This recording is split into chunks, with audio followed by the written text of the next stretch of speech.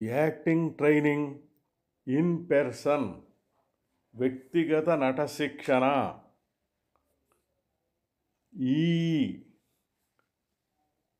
అనుభవమును ప్రక్షేపణ చేయుట, projecting experience, రంగస్థలం మీద నమ్మకమైన ఉద్వేగమును సృష్టించడంలో ఉపయోగించటానికి అనుభవమును ప్రక్షేపం చేయడం మరొక విలువైన శిల్పము.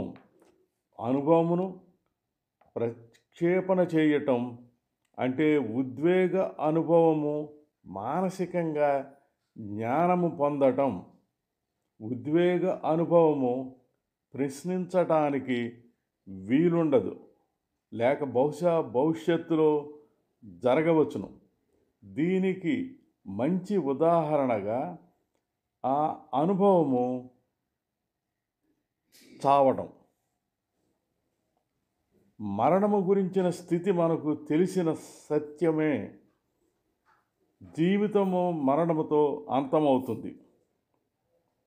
అందుచేత దీనికి గత అనుభవం నమ్మకమైన ఉద్వేగము సృష్టించటానికి సరిపోదు.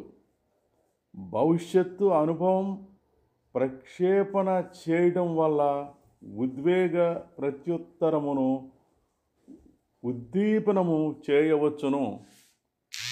కానీ వారి దగ్గర బంధువులు అంటే తండ్రి చనిపోయిన సన్నివేశమును తలుచుకొని దుఃఖము పుట్టించి ప్రక్షేపణ చేయవచ్చును. అనుభవమును ప్రక్షేపణము చేయటం ఊహాశక్తిని ఉపయోగించాలని తెలుస్తుంది. ఏమైనప్పటికీ ప్రక్షేపణ చేయడంలో తండ్రి చావు ఊహాజనితమైనది కాదు, అది నిజం. చావు కల్పితం కాదు, అది తప్పింప వీలు కానిది. అభ్యాసం 12. చావును ప్రక్షేపణ చేయటం.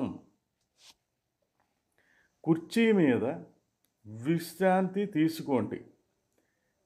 జీవించి ఉన్న దగ్గర బంధువు గురించి మీరు ఆలోచించండి. ఉదాహరణ, మీ తండ్రి, తల్లి, సోదరుడు లేక సోదరి. మానసికంగా మీ బంధువు చావును ప్రక్షేపణ చేయండి. చావును మరియు దహనకాండ పరిస్థితులను వివరించండి.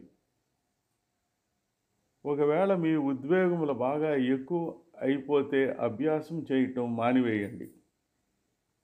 ఈ అభ్యాసం యొక్క సహజంగా కలిగే బాధ మిమ్ములను చలింపచేయకూడదు. ప్రతిభావంతంగా మరియు అనుభవపూర్వకంగా చేస్తే, నటనా శిల్పం తెలిసి చేస్తే బాగా వస్తుంది.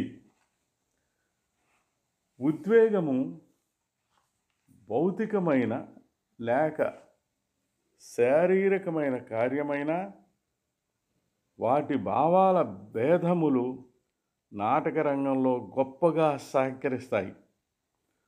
ఒకరి స్వీయ ఉద్వేగ అనుభవములు తంత్రముతో, శక్తితో ప్రక్షేపణ చేయాలి. ఉదాహరణ 1. శ్రీశ్రీ రచన విదూషకుని ఆత్మహత్య. నాటికలో ప్రయోక్త ఆత్మహత్య చేసుకున్నాడు అనగానే నిలబడి ఉన్న ప్రయోక్త సడన్గా పడిపోతాడు. దర్శకత్వం డాక్టర్ గోపాలకృష్ణ అబ్బూరి. ప్రయోక్తగా నేను నటించాను. సడన్గా పడిపోయినప్పుడు చుట్టూ ఉన్న నటులు కింద పడిపోకుండా చేతుల మీద కాసి పట్టుకొని నెమ్మదిగా క్రింద పడుకోబెడతారు. ప్రయోక్త క్రింద పడితే దెబ్బ తగులుతుంది కాబట్టి వెంటనే చుట్టూ ఉన్న నటులు సమయానికి పట్టుకోవాలి. ఇది చాలాసార్లు ఒక అభ్యాసముగా రిహార్సల్స్లో చేయవలసి వచ్చింది. ఉదాహరణ 2.